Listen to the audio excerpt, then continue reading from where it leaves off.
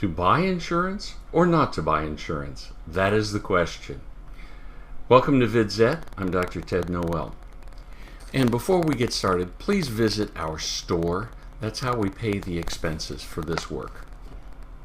The Congressional Budget Office has scored the Republican leadership plan to, quote, repeal and replace, close quote, Obamacare. It's great for the budget with lots of savings, but it has a line that may kill it. Supposedly, it would make 14 million people lose their insurance next year. We're calling bullshit on this one. Obamacare didn't add a huge number of people to the health insurance rolls. As we discussed in our Obamacare Lies video, there are only 2 million more on private insurance now than there were before Obamacare got started. That's not a lot of people being added in a nation of 330 million people. Now, 7.6 million lost their health insurance from work. Millions more lost full-time jobs because of the employer mandate and had to go to part-time work. And millions were forced to buy insurance they either didn't want or can't afford to use. That's a good thing. Let's start with the millions who were forced out of full-time work. Are they better off now? No. With the employer mandate gone, they can go back to work where they no longer may need Medicaid. But if they fall off Medicaid, they are counted as losing insurance. And that brings us to a key point. The Congressional Budget Office uses what's called static analysis. That means their numbers simply do not consider the changes that happen as people make continuing life choices that make sense to them. That is why Obamacare was projected to provide twice as many people on health insurance as it actually did. To put this in the most charitable language possible, it simply doesn't reflect reality. People make choices that make sense to them, unless the government forces them into things that they think are bad choices. And that's what happened here. Many businesses dumped insurance for their employees because they couldn't afford the fancy mandates that insurance under Obamacare had. Some fast food chains, for example, had catastrophic coverage for employees that was available, but Obamacare destroyed that choice. Other companies had good plans that didn't meet the extreme mandates of Obamacare, so they opted to pay the penalty for not covering their employees instead of paying all of the extra money. Employees lost insurance because of Obamacare. We could go on. All of these people who lost insurance or jobs due to Obamacare's rules would come back to insurance and jobs if those rules were eliminated. But the CBO doesn't count that. That's BS lie number 1 in this report.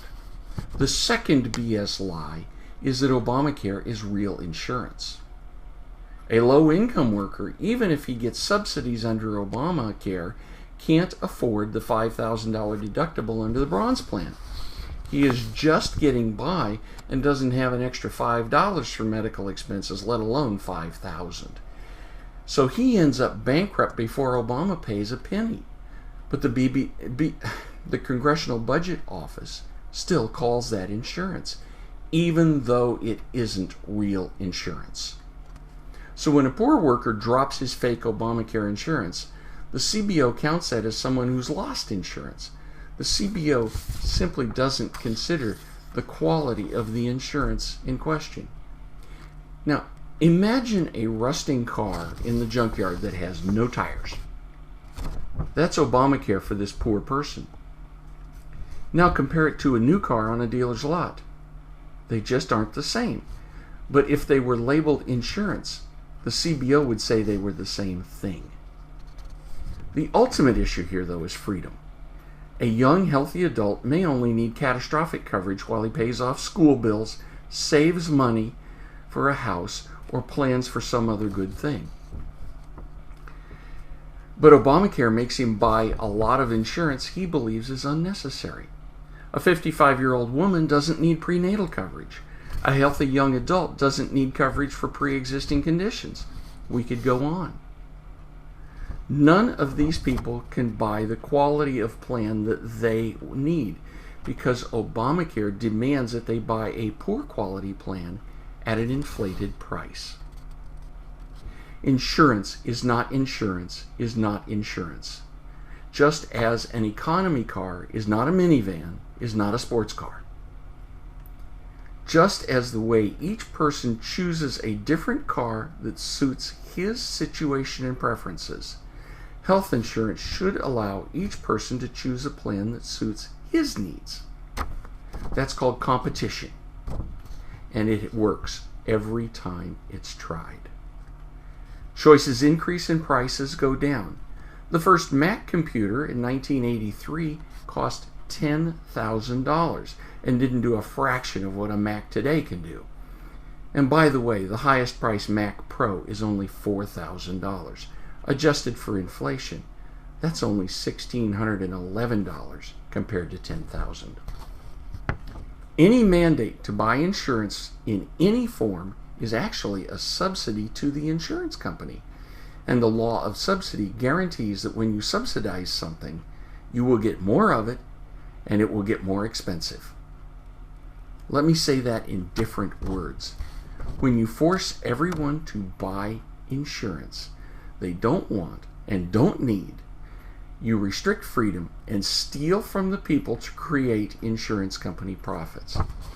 We need freedom, not subsidies from working stiffs to billionaires. The CBO needs to have its charter changed so that it considers what people do when their incentives change. Simply increasing freedom will stimulate the economy, and that will do lots of good things. We should remember that having insurance is not the same as having good care. Having insurance doesn't improve health. Oregon proved that. The CBO gave us a fatally flawed opinion. It's time to disregard the mavens of Mordor and open the floodgates of liberty. I'm Dr. Ted Noel. Thanks for watching.